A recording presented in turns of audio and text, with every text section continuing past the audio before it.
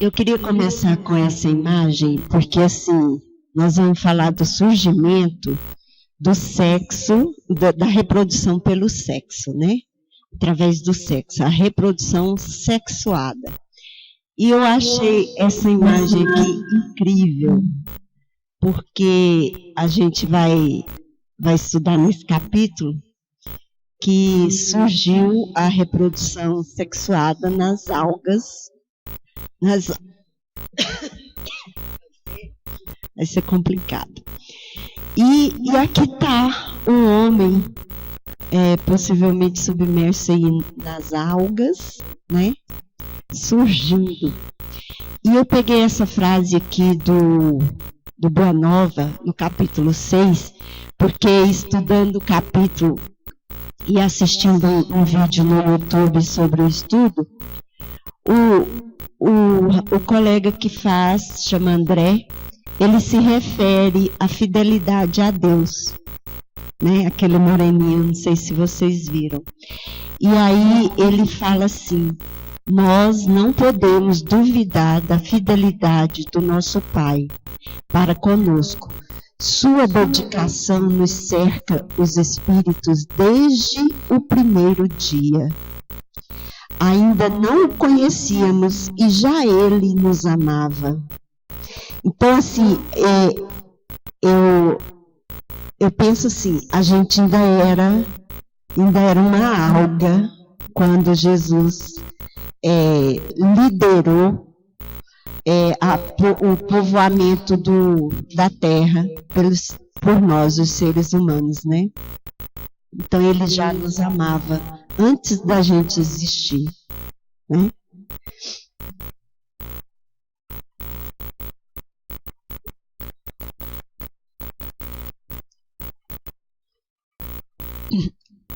É importante a gente falar isso aqui, porque o sexo não é um fator a mais na vida do ser.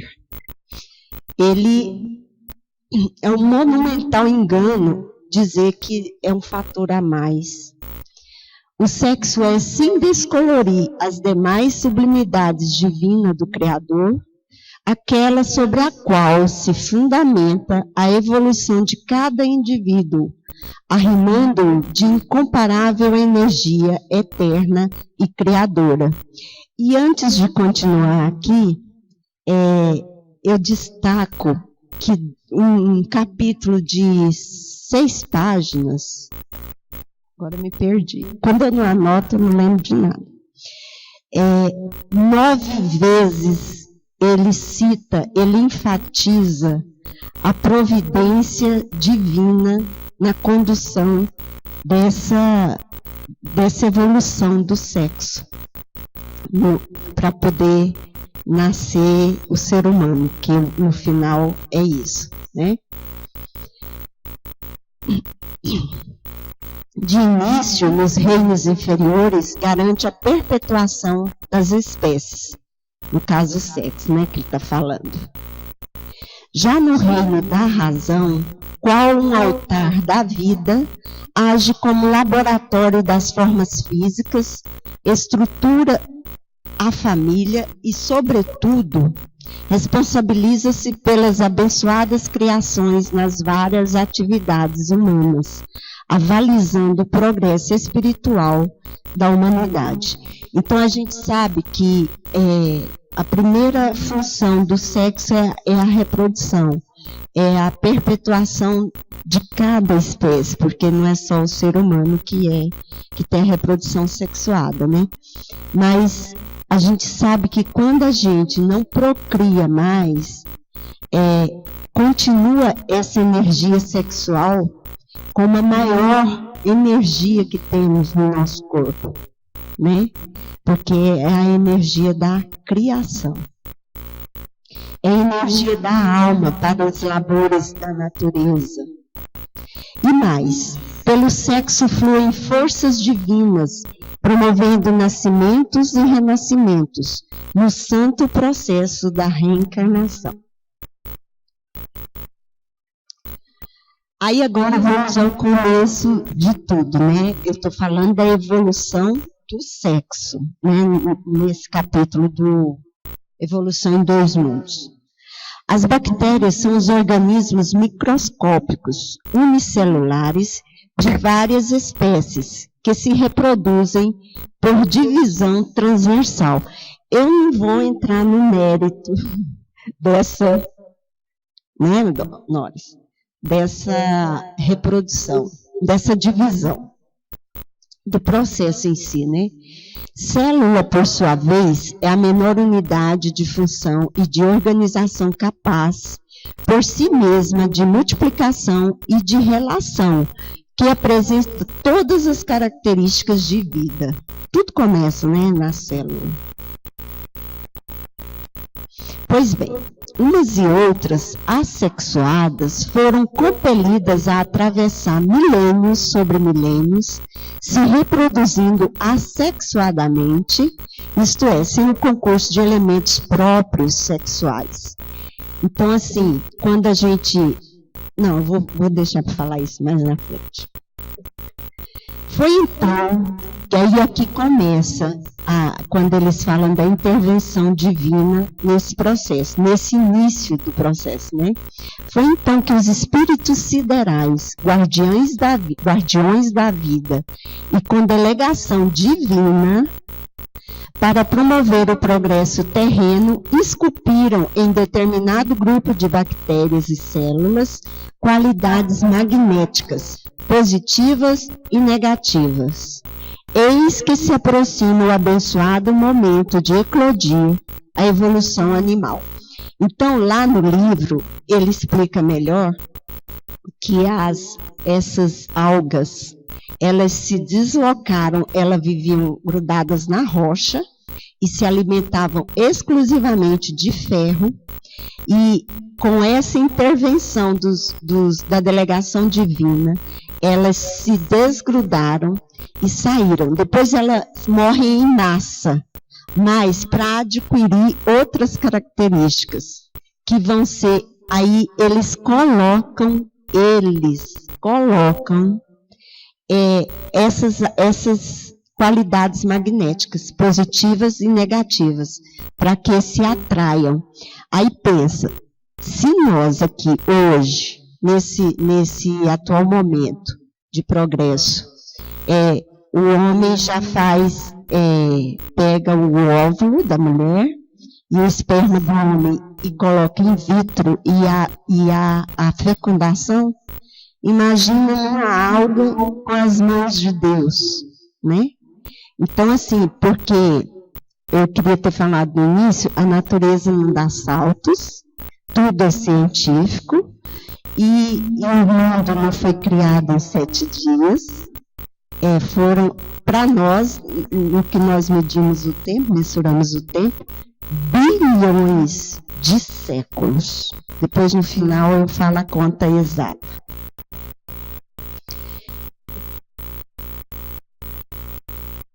Aí a bactéria diferenciada, o começo de tudo. O grupo de bactérias leptótricas, não é leptop, tá? Mas parece. Leptótricas. O que é isso? Está lá no elucidário.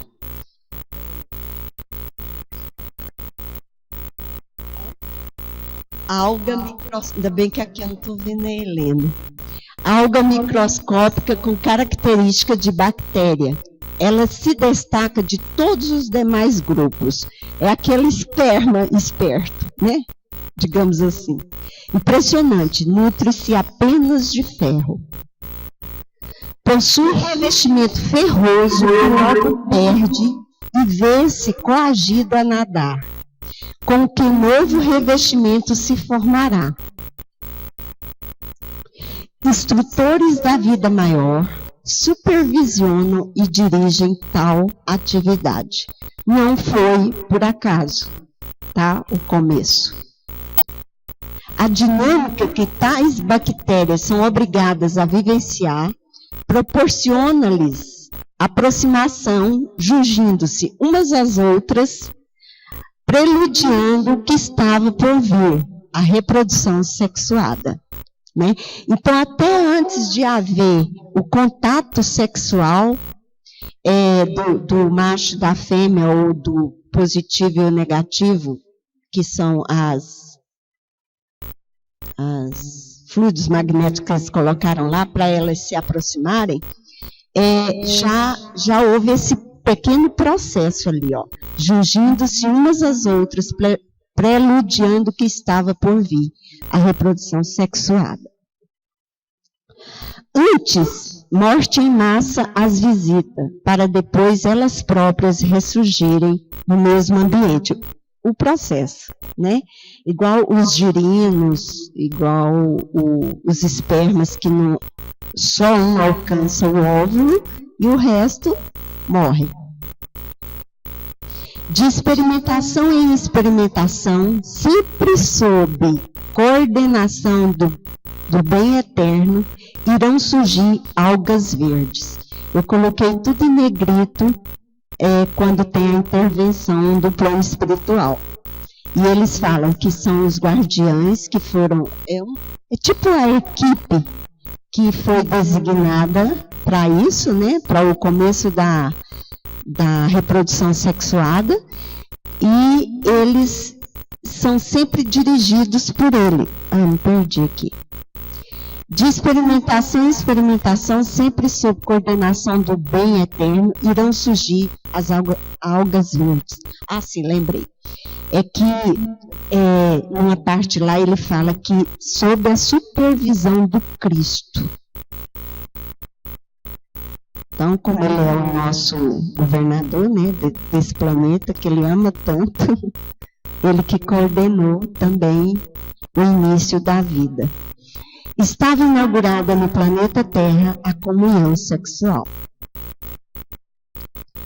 Aí, antes de falar das algas verdes, eu queria falar sobre o que é pregado pelas religiões, né, principalmente a católica, que a gente nasceu de Adão e Eva, que Adão foi criado do barro e que a Eva foi criada da costela do homem, e que hoje em dia, porque eu li muito sobre isso, hoje em dia está difícil de sustentar. E no final até vou falar uma mensagem do Papa, que já passou na televisão, todo mundo conhece, que assim, está tão difícil de sustentar essa hipótese, né? E na Gênesis ele fala... por que todo mundo conhece essa história de Adão e Eva, né? Que eu vou falar agora, porque eles falam assim, então, por que a existência do Adão? No Livro dos Espíritos, no capítulo 3, a questão 50. A espécie humana começou por um único homem? Não, a quem chamais de Adão, não foi o primeiro, nem o único a povoar a terra. Aí agora a explicação. Poderíamos saber em que época viveu Adão? Mais ou menos naqueles assinais, cerca de 4.000 anos antes de Cristo. Ou seja, Adão é novinho, né? E a criação da espécie humana é mais do que isso. Aí ele fala... O homem cuja tradição se conservou sob o nome de Adão foi dos que sobreviveram em certa região a algum dos grandes cataclismos que revolveram em diversas épocas a superfície do globo e se constituiu tronco de uma das raças. Porque a gente vê quantas raças que a gente tem hoje, né, sobre a Terra. Então, por que nós somos brancos, pretos, orientais, do olhinho puxado, amarelos, indígenas? Cada um é uma raça. E Adão, ele sobreviveu a uma dessas cataclismas que houve na Terra, né? E lógico que ele encontrou mais humanos, seres humanos, da raça dele, e continuou a povoar a terra, Mas ele não foi o primeiro. É porque ele ficou assim como uma tradição. E tudo que não era sabido a origem, eles atribuíam à religião. Segredos de Deus, né? Que hoje a gente não admite mais. Que se a gente for explicar para uma criança, ela vai perguntar, mas como assim? Então todo mundo é incesto? Não é isso que a gente escuta? Então, as algas verdes seriam as algas verdes descendentes das algas azuladas? Eu também não vou entrar nesse mérito aqui, porque eu dei uma olhada lá. Essa pergunta ainda não respondida pelos biologistas. Porque, na verdade, ele vai falar que descende. E a característica da azulada era só uma fotossíntese, né, nós? Que eu não vou entrar no mérito da biologia, não. É que as bactérias leptótricas dinamizadas, direcionadas e conduzidas pelos biologistas, invadiram as águas, onde encontraram as colônias de algas de cor azulada, vivendo em águas e terrenos úmidos, seu habitat natural. Então, elas são irmãs descendentes. Depois de submetida às multiplicadas modificações de ordem espiritual, foi que, desse convívio, surgiram as algas verdes. Aí nós vamos para as concentrações fluidomagnéticas. Nos planos da vida, cujos passos desde a formação planetária foram intermitentes, os habitantes do mundo vêm atravessando épocas imensas, e em cada uma delas, sempre metamorfoseando e evoluindo. Ou seja, a evolução não para. E a gente hoje está falando da evolução do sexo, da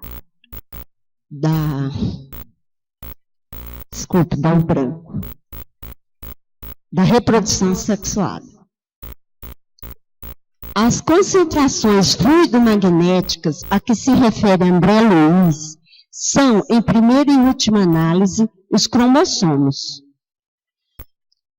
O princípio inteligente nessa rota evolutiva, quando já habitando constituição orgânica mais elaborada, recebe também, sempre dos arquitetos sublimes, condições mais elaboradas de reprodução, os cromossomos.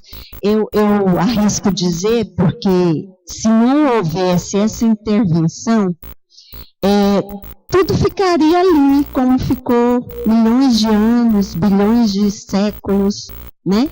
E Deus, quando Ele resolveu povoar a Terra para ser uma das nossas escolas, então Ele providenciou essa, né, transformação. Para efeito de entendimento singular, eu achei engraçado.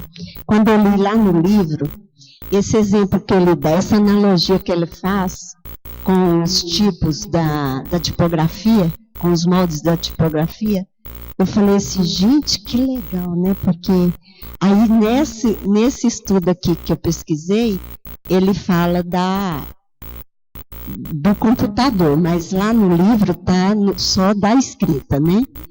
Para efeito de entendimento singular, os cromossomos podem ser comparáveis a moldes tipográficos, onde são posicionadas as letras, formando-se texto, que uma vez escrito, ruma para a eternidade, porque ele contém os genes ou fatores hereditários.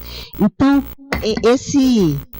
esses moldes tipográficos é que antigamente as tipografias para imprimir livros, né, jornais, revistas, eles faziam o molde de cada letra. E esse alfabeto, vocês já encomendaram alguma coisa em gráfica e eles falam assim, quanto menos convites, mais caro é, porque eu tenho que fazer os moldes. E quanto mais convites, mais vai barateando. Justamente porque ele faz os moldes naquele tipo de letra que você quer, e aquilo lá vai imprimindo.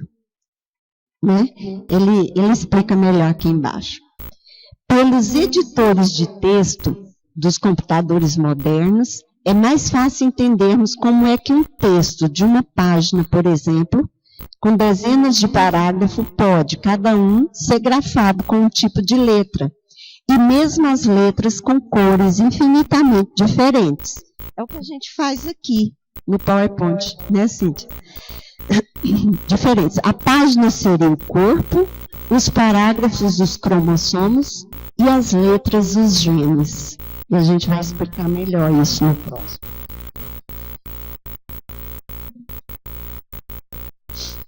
No corpo físico, os cromossomos se localizam no núcleo celular. Já no perispírito, no citoplasma. Vamos ver por quê.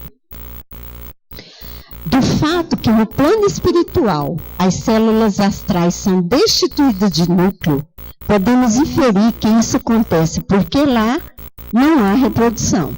Então, assim, o espírito não se reproduz lá no plano espiritual. O espírito é criado por Deus, simples e ignorantes.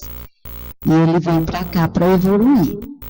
Dispensado, pois, o reservatório cromossômico. Então, só existe no corpo material. Alongando nossa digressão, o corpo físico é formado de matéria terrena. E o corpo espiritual, o perispírito, da psicosfera do planeta. Porque a gente sabe que o vazio que existe no universo é preenchido pelo fluido magnético universal. Fluido universal. Então, tudo isso é usado para formação do corpo físico. O primeiro é renovado, ou seja, o corpo físico, é renovado a cada existência física. O segundo terá duração igual à soma de todas as reencarnações no mundo, até que o espírito vá viver em outro, de onde apropriará matéria para formar novo perispírito. Então, assim, o nosso corpo, cada vez que a gente reencarna, é um corpo novo, né? Mas o espírito é formado por todas as existências que nós tivemos.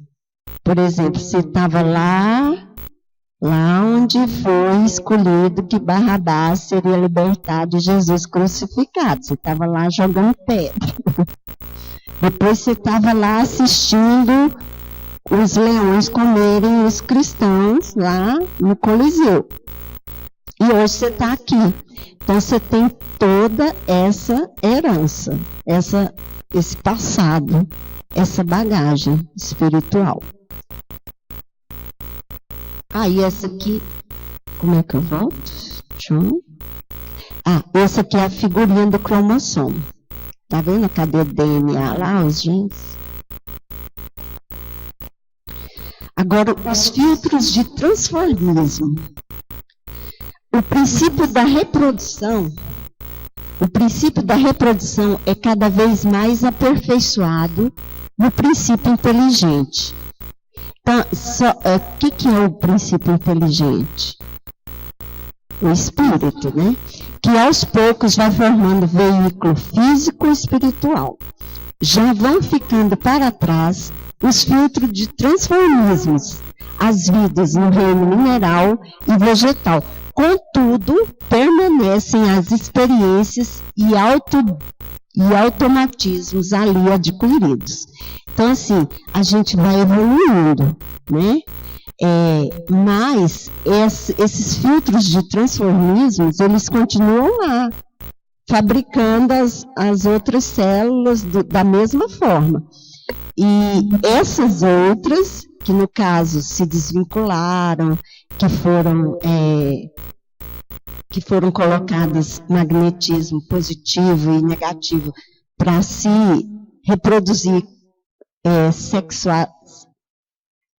para se produzir através do sexo, eles continuam evoluindo, mas o reino animal e o vegetal também continuam transformando e criando as algas, no caso.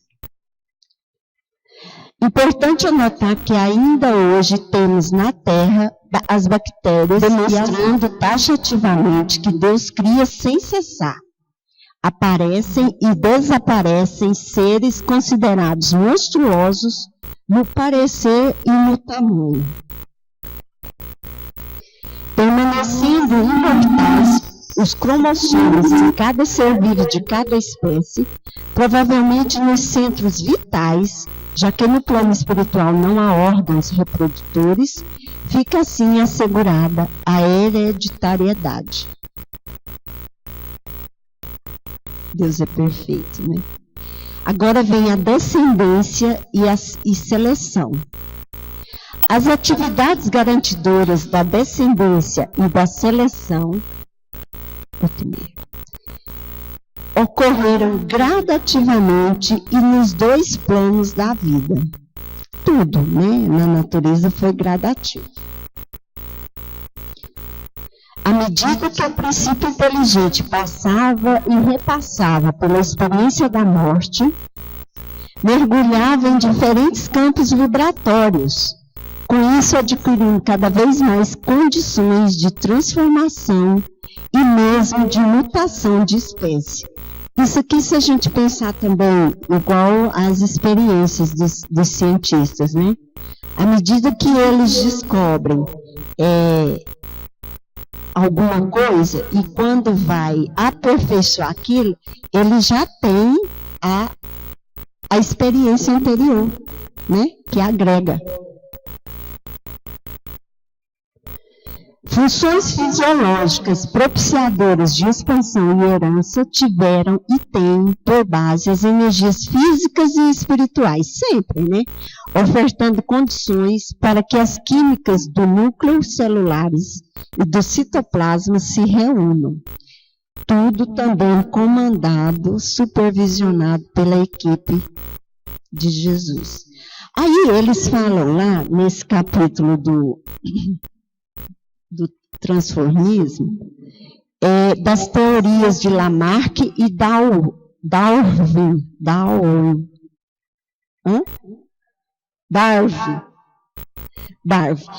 Eu só pesquisei esses dois, porque foram os mais, assim, eles são botânicos, né?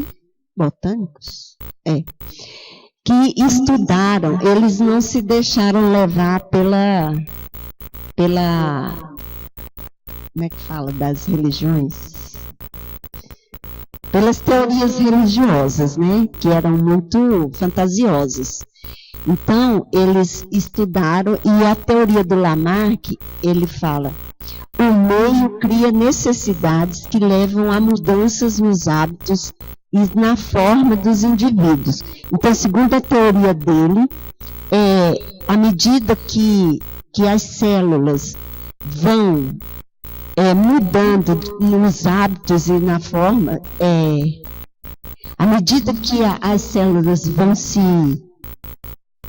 procriando no meio, né, elas mudam nos hábitos e nas formas dos indivíduos. E a outra teoria, as novas características são conseguidas através do uso e desuso do órgão. As características são transmitidas aos descendentes, ou seja, ele não deixa de estar errado. Ele não está errado, aliás. E como chama? O Darwin, segundo ele, o meio exerce uma seleção natural que favorece os indivíduos que apresentem determinadas características vantajosas. A gente não lembra aqui do espermatozoide? Na população existem certos indivíduos que apresentam essas características vantajosas.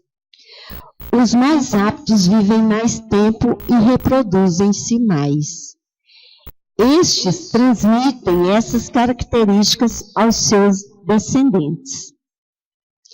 Aí eu não aprofundei não. E tem essa imagem aqui, que é o pensamento dele, que é a evolução desde quando o macaco, né, o Homo sapiens aqui, né, que ele foi se erguendo, evoluiu para o ser humano de hoje. É o pensamento dele.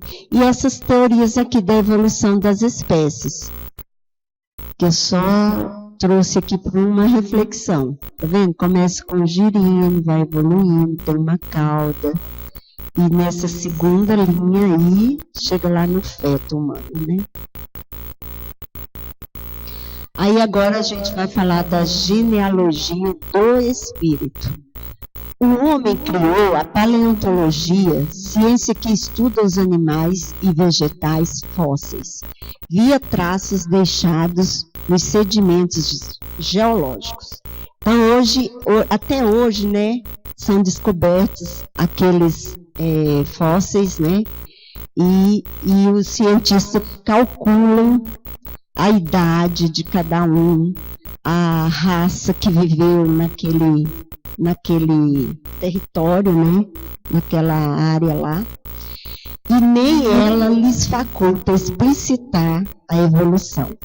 Só clareia um pouco, né?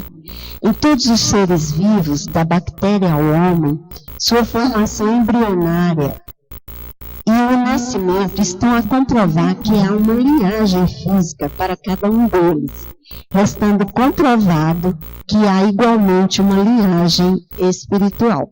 E lá no livro dos Espíritos, no final eu vou ler uma questão que esclarece isso aqui também, um pouco.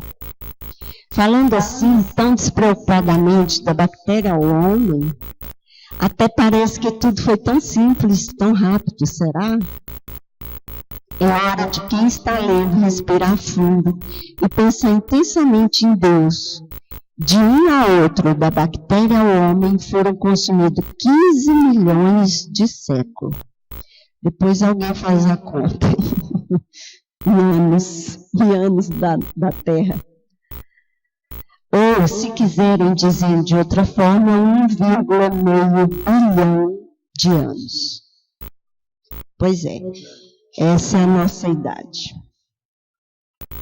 Aí vamos ver as eras. Ele fala das eras. Eu vou passar esse slide aqui rapidamente, porque o outro é mais explicativo. As eras, por sua vez, podem ser subdivididas em etapas. A gente vê isso aqui em geografia, né? Em etapas menores, denominadas períodos, e esses em épocas.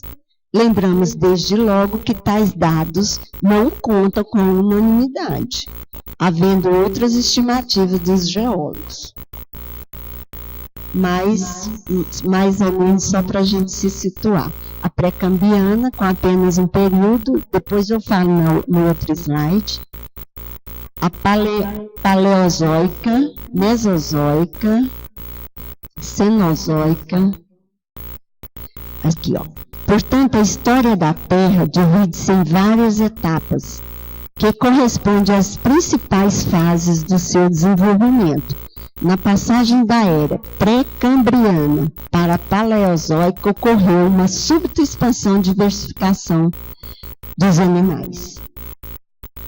O marco divisor entre a paleozoica e a mesozoica representa a extinção de muitos grupos de animais e vegetais e a formação do supercontinente Pangeia.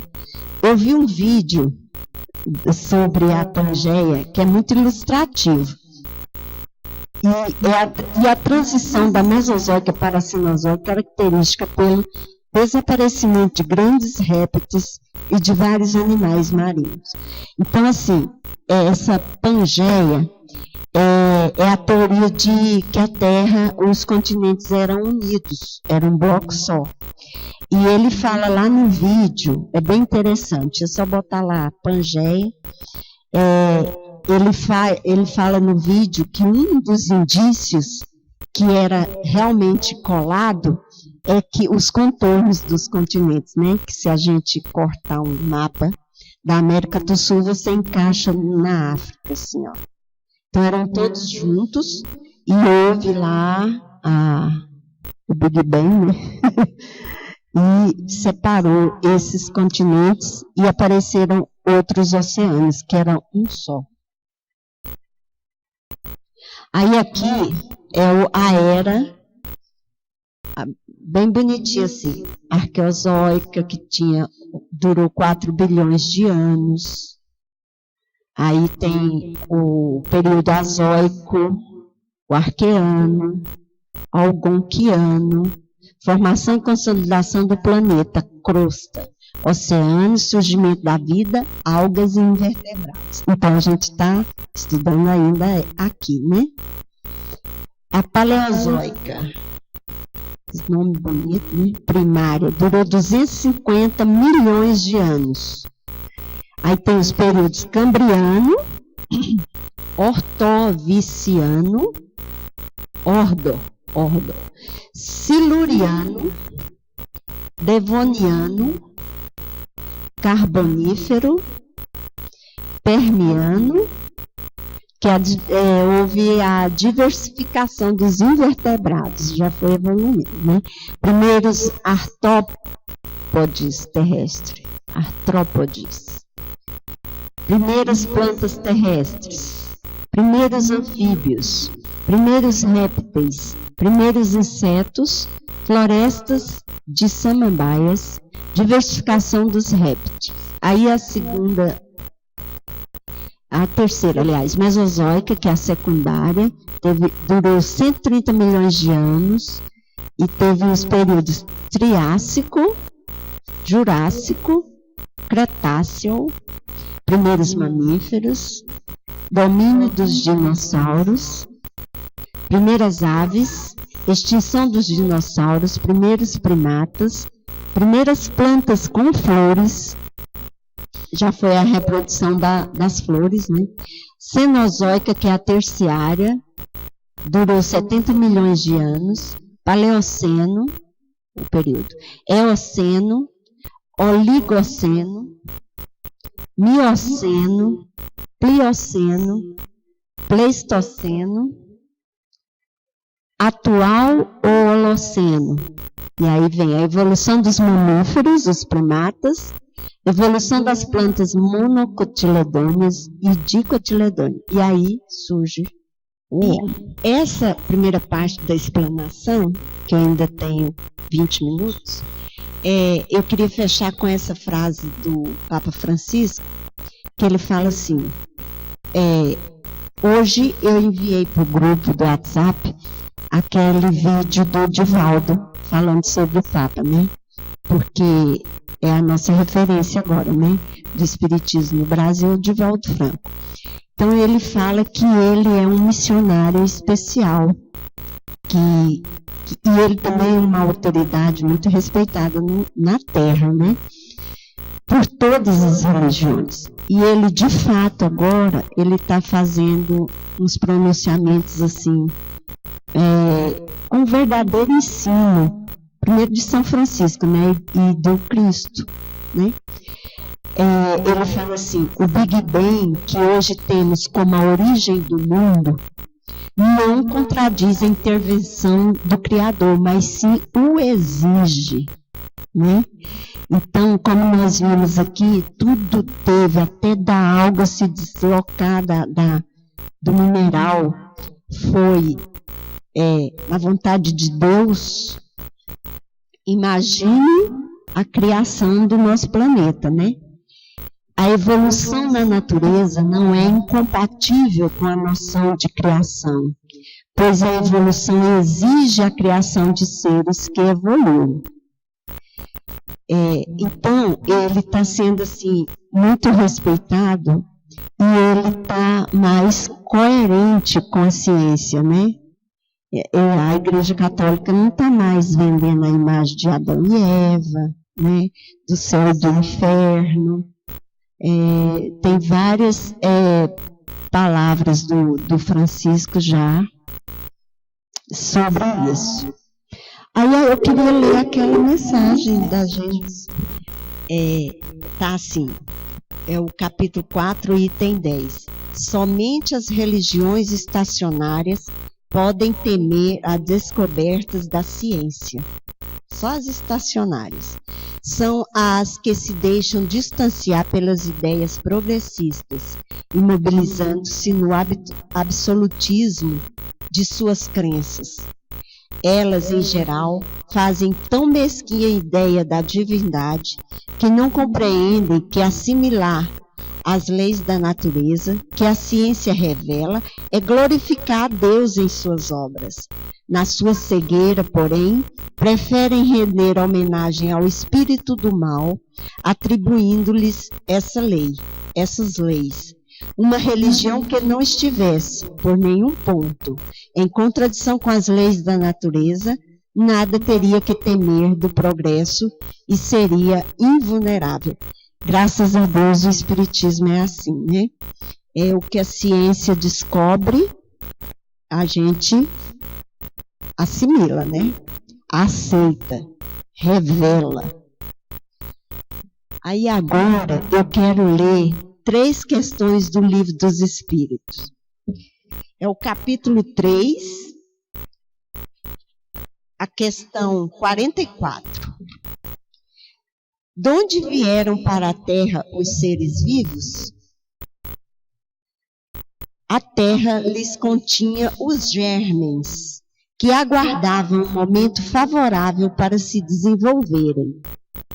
Os princípios orgânicos se congregaram desde que cessou a atuação da força que os mantinha afastados e formaram os germes de todos os seres vivos. Vocês sabem que os livros do André Luiz, do Emmanuel, eles complementam as obras básicas, né? Então, André Luiz explicou nesse capítulo tudo que está no Livro dos Espíritos, que foram ditados pelos espíritos responsáveis pela codificação, né? Os princípios orgânicos se congregaram desde que cessou a atuação da força que os mantinha afastados e formaram os germes de todos os seres vivos. Estes germes permaneceram em estado latente de inércia, como a crisálida e as sementes das plantas, até o momento propício ao surto de cada espécie. Os seres de cada uma dessas se reuniram então e se multiplicaram. É só para confirmar, tá? A outra questão é a 46. Ainda há seres que nasçam espontaneamente? Sim, mas o germe primitivo já existia em estado latente. Sois todos os dias testemunhas desse fenômeno. Os tecidos do corpo humano e dos animais não encerram os germes de uma multidão de vermes que só esperam para desabrochar a fermentação pútrida que lhes é necessária à existência? É um mundo minúsculo que dormita e se cria. Eu ia brincar aqui com vocês assim, nós somos germes. Aliás, vermes, né? Eu sempre quis saber, porque na carne, quando a gente está mexendo com carne, não vem as varejeiras e botam ovos e fica aqueles vermezinhos na carne, né? Mas nós, os seres humanos, quando nós morremos e o corpo apodrece, os germes proliferam da gente, dos nossos tecidos. Eles não vêm como ovos. Eles encontram o ambiente necessário para eclodir, que ele fala aqui. Uma multidão de vermes que só esperam para desabrochar a fermentação pútrida que lhes é necessária à existência. Né? A outra questão é a 51. Podemos saber... não, essa eu já li. A 52. De onde provém as diferenças físicas e morais que distinguem as raças humanas da Terra? Do clima, da vida e dos costumes. Lembram das raças que eu falei? Que existem várias raças. Por que lá na África tem a pele negra, Lá no Japão e na China, na Coreia, lá tem o olhinho puxado, né? Os índios. Então ele fala aqui, ó, do clima, da vida e dos costumes. A 53. O homem surgiu em muitos pontos do globo? Sim, e em épocas várias, o que também constitui uma das causas da diversidade das raças. Depois, dispersando-se os homens por climas diversos e aliando-se os de uma aos de outras raças, novos tipos se formaram. Que é a mistura, né? Igual no nosso Brasil não tem uma raça específica, é uma mistura, né? Miscigenada. Essas diferenças constituem espécies distintas? Certamente que não, né? Todos são da mesma família. Porventura, as múltiplas variedades de um mesmo fruto são motivo para que eles deixem formar uma só espécie? 52. A outra é a 55, é a última aqui. São habitados todos os globos que se movem no espaço? Sim. O homem terreno está longe de ser, como supõe, o primeiro em inteligência, em bondade e em perfeição. E tem mais dessa resposta aqui, mas eu só vou ler. Capítulo 10 da Gênesis, ele fala assim, no item 3. A formação dos primeiros seres vivos se pode deduzir por analogia da mesma lei em virtude da qual se formaram e formam todos os dias os corpos inorgânicos. E lá no capítulo, lá no item 15, ele fala assim, podemos concluir que os corpos dos primeiros seres vivos se formaram como as primeiras pedras, pela reunião das moléculas elementares, em virtude da lei de afinidade, à medida que as condições da vitalidade do globo foram propícias a esta ou aquela espécie. Então, quem quiser perguntar, a Derli e a Cintia estão aqui, a Nores. Todo mundo entendeu tudo. Trazer assim um pouquinho de discussão, né? Põe aquele slide que estava. Eu não ia falar sobre isso, eu não ia. Aquele que fala do citoplasma do perispírito. Bom, e aqui eu não ia falar sobre isso, porque não. Mas aí, como a Derli até pediu para colocar aquele slide de volta, eu falei assim, pô, ela está me chamando, né? Então, ali é o seguinte, eu achei que as reflexões que a Cíntia, a Violeta fez, perfeitas. Inclusive, quando eu li esse parágrafozinho aí, eu não consegui captar isso aí. Eu fiquei muito tempo tentando entender, que aqui até diz assim, os cromossomas, né? Partilham do corpo físico pelo núcleo das células em que se mantém, e do corpo espiritual pelo citoplasma. E aí eu parei. E quando eu parei muito tempo nisso aí, depois eu consegui, conversando com outras pessoas que estão estudando isso aí, entendendo o que André Luiz quis dizer com isso aí. Então, a gente entendeu isso num grupo de estudo que a gente estava. Por exemplo, o cromossomo ali, ele partilha do corpo físico pelo núcleo da célula, é claro. O cromossomo está no núcleo, junta-se com outro par de cromossomos e forma o ser vivo, pelo núcleo da célula. Se não tivesse aquilo ali, não teria esse cruzamento, essa troca. Formando o quê? Formando um corpo físico apto como a gente chama?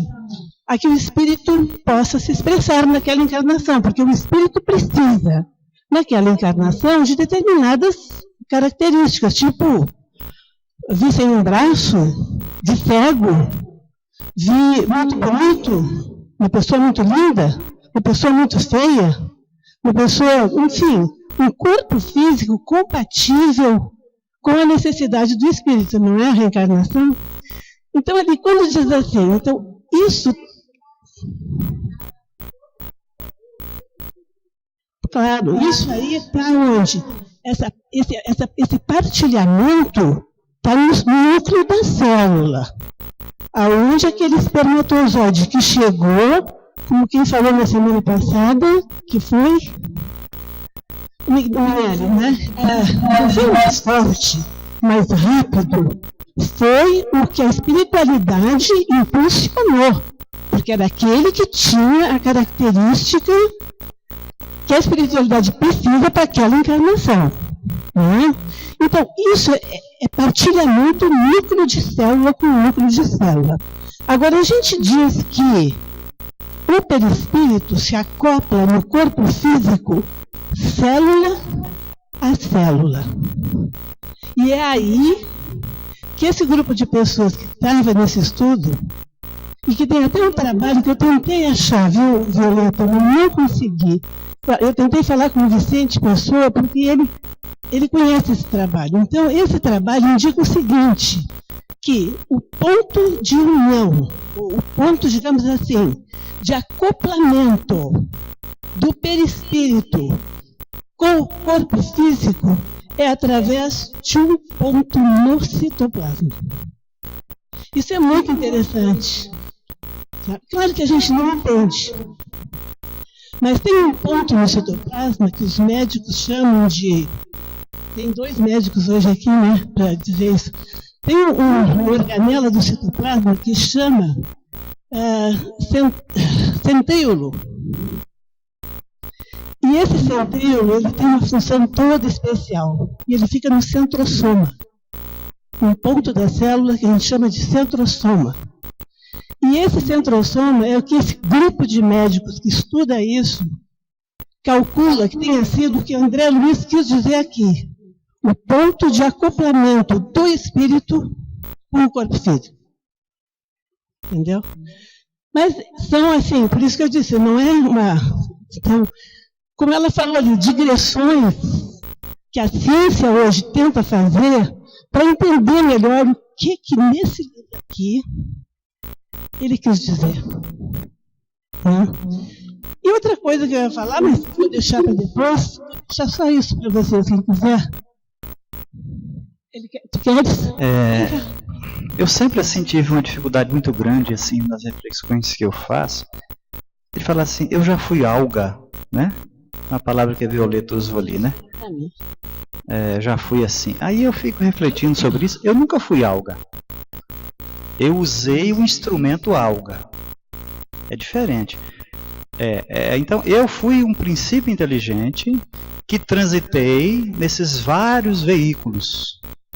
Então, tem lá na pergunta, quando você fala dos animais lá no Livro dos Espíritos, tem uma pergunta muito clássica lá, e eu não me lembro qual é, mas eu lembro que o Kardec afirmava que mesmo no mundo evoluído, um animal seria um animal. É da pergunta 590 adiante lá, né?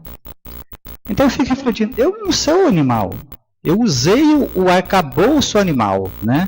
Então eu fui, em um certo momento, transitei por uma bactéria, transitei lá por alguma outra forma, né? E fui transitando nesse contínuo evolutivo, né?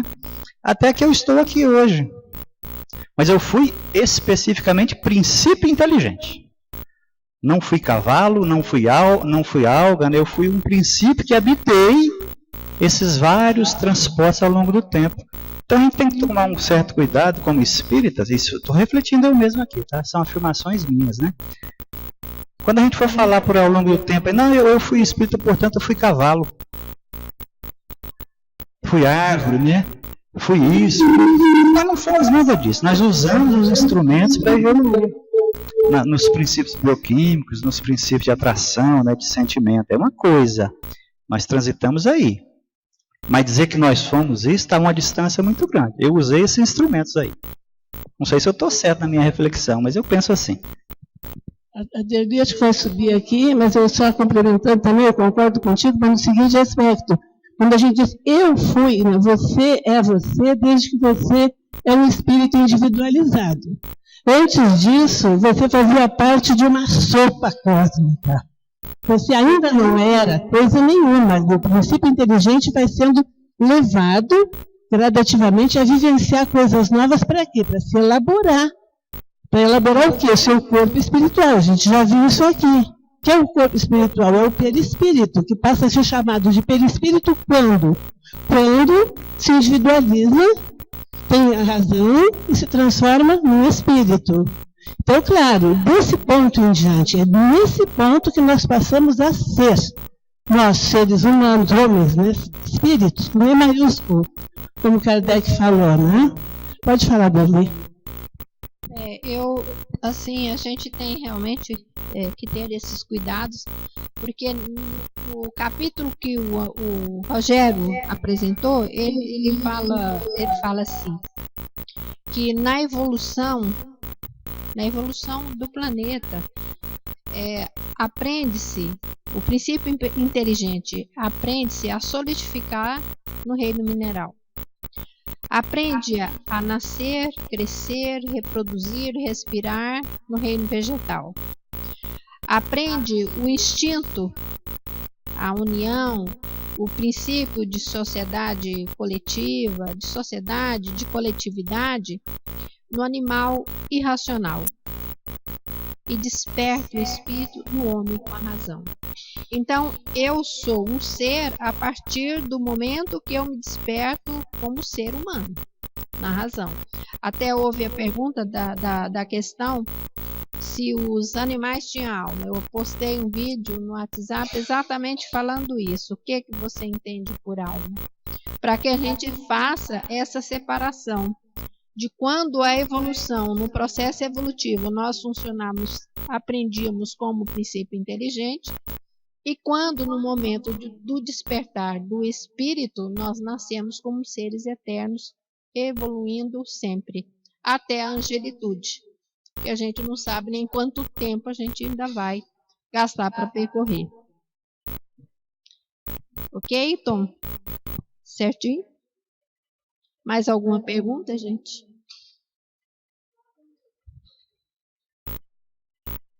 Pode perguntar, Helena.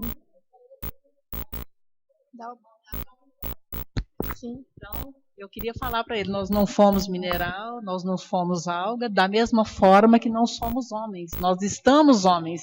Nós somos espíritos estagiando em corpos humanos para evoluir. A angelitude. Estou bem colocado, estou.